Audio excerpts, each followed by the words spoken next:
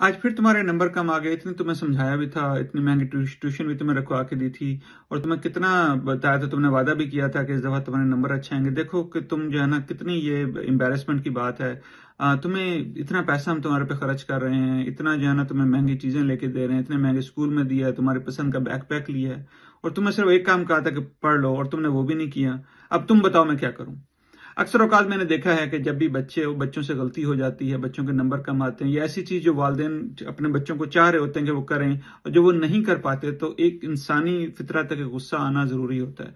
लेकिन जिस तरह हम उस गुस्से का इजहार करते हैं, कोशिश ये होती है कि बच्चों को हम समझाएं, सिखाएं, लेकिन उससे होता क्या है कि बच्चों का कॉन्फिडेंस खत्म हो रहा होता है, उनकी सेल्फ एस्टीम, उनकी इज्जत नफ्स, उनमें शर्म, और उनमें जो है ना वो गुस्सा और ज्यादा से ज्यादा आना शुरू हो जाता है। बच्चे को ये हो रहा होता है कि पता नहीं मैं कोई कितना बुरा हूं, शायद मैं जिंदगी में कोई काम अच्छा कर ही नहीं सकता। मैं तो अपने वालिदैन के लिए जो है ना एक एम्बेरसमेंट का, और एक जो है वो बेइज्जती का जो है ना वो बाइस बना हुआ हूं।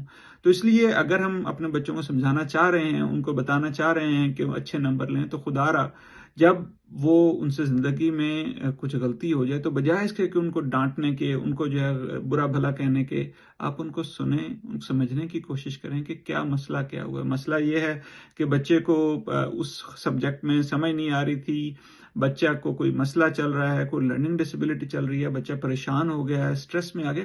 कई वजूहत हो सकती हैं जिसकी वजह से बच्चों के नंबर कम आते हैं, वो कुछ चीज़ों में अच्छा नहीं कर पाते। तो इसलिए ज़रूरी ये है कि अपने बच्चों को समझें, देखें खुदा ने क्या पोटेंशियल उनके अंदर रखा हुआ है, और जहां आपने उनको नसीहत करनी है, उसके साथ साथ बच्चों की जो अच्छी चीज़ें हैं उसको भी अप्रिशिएट करें।